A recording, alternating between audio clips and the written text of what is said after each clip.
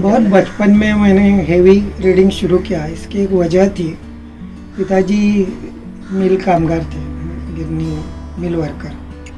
तो उस वक्त जब मैं तीसरी में था तब जिसको डांगे का स्ट्राइक कहा जाता है, कॉमरेड डांगे ने शुरू किया वो हुआ। और सब अनपढ़ लोग थे और उनको एडिट पढ़ना था, न्यूज़ पढ़नी थी, तो मैं पढ़ के दिखाता था। इसलिए पहला जो मैंने बड़ा रीडिंग शुरू किया वो एडिट का, न्यूज़पेपर एडिट, नवा का, लोक सत्ता। बट मैंने बहुत बचपन में शुरुआत की क्योंकि मेरा भाई 2 साल से बड़ा था, उसको पिताजी सिखाते थे, तो उस वक्त मैं सीख लेता था। मतलब वो 5वीं में था तब मैं तीसरी में था, तो उसको इंग्लिश सिखाने लगे, मैंने इंग्लिश अल्फ़ाबेट सीख कर दिया। तो पहली दूसरी में मैंने जो बड़ा बुक पढ़ा वो पांडव प्रताप, पूरा महाभारत उसमें था।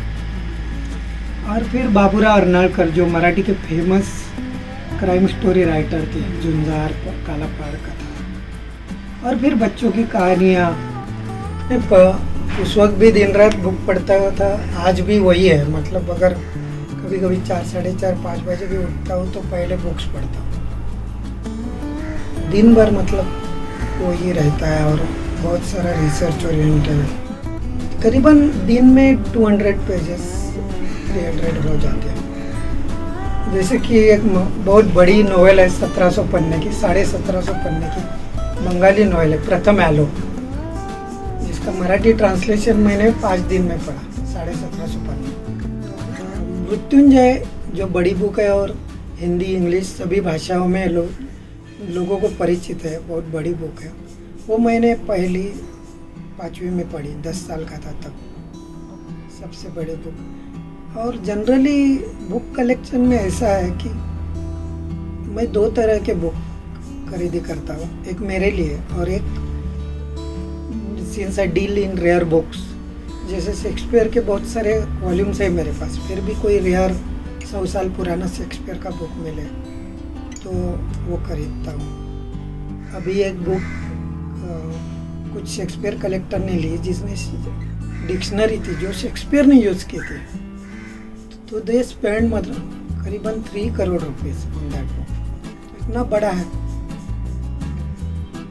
एक तो 1-1.5 साल पहले मैंने 3 बुक्स बेचे जिनकी कीमत थी 4.5 लाख रुपए, मगर वो हम लोग ने खरीदी 3 लाख में थी, तो ऐसी बात नहीं कि बहुत, बट फिर भी। और आईना ये अकबरी करके बुक था जिसके बारे में मुंबई मिरर ने न्यूज़ की थी। मैंने वो बुक कुछ साल पहले 50,000 रुपये में बेची, 200 ईयर ओल्ड बुक थी। आमिर खान मेरे से बुक्स लेता था और उसने एक दिन कहा कि मैं तुम्हारे घर पे आके सब बुक देखता हूँ ताकि मुझे पता चले कौन से बुक में। तो मैंने कहा नहीं तो लोग मुझे आज भी बोलते अरे आमिर खान तुम्हारे घर पे आ रहा था और तुम नहीं बोलते। फिर आशुतोष गौरीकर पानीपत के पहले हिस्टोरिकल कुछ प्रोजेक्ट करना चाहता था, तो उसके बारे में उसने मुझे रिसर्च करने के लिए कहा था। उसके दिमाग में एक प्रोजेक्ट था पर्टिकुलर एक सब्जेक्ट पे, जो मैं अभी बता नहीं पाऊँगा क्योंकि वो प्रोजेक्ट बाद में भी वो कर सकता।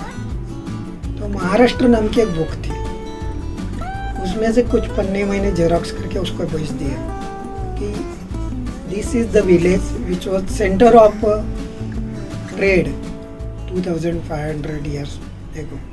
वैसे बुक बेचना और बुक पढ़ना, इसके बीच में एक और भी ट्रेड है मेरा जो ज़्यादा लोगों को पता नहीं है कि I do research according to subject. जैसे संजय चैल मुझे कहता है कि भाई give me synopsis of this book because we don't have time to read.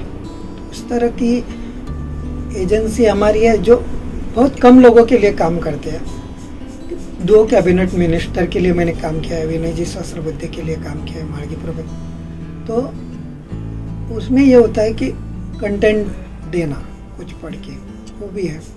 मैंने कुछ बड़े लोग देखे, दुर्गाबाई भागवत या विश्वास पाटिल, नवी क्षितिज मैगजीन के, तो उन लोगों के देख के मुझे पता चला कि एक रिसर्च मतलब पढ़ते रहने में एक आध्यात्मिक आनंद है। गौतम राज्याध्यक्ष, और फिर मैंने ये भी देखा कि इनमें से बहुत सारे लोग सिंगल थे because they wanted to devote time.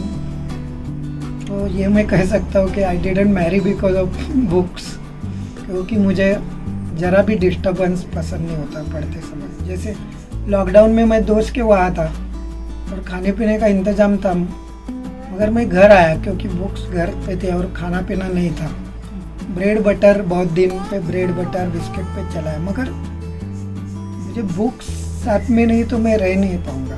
घर और ऑफिस मिलके 25 रैक्स है, अराउंड 10,000, और नीचे वगैरह भी बहुत बुक्स रखे हैं। नहीं, एक बात ऐसी है कि हमारी जो जनरेशन है जो अराउंड 50s है, तो वो हम लोग बुक के साथ ही बड़े हो गए। तो बुक का फिजिकल रहना, जैसे मेरे पास कई बुक है शेक्सपियर के, या एक ही बुक के 4-5 वॉल्यूम है, क्योंकि वो they are produce in different manner, cover अलग है, इलस्ट्रेशन अलग है।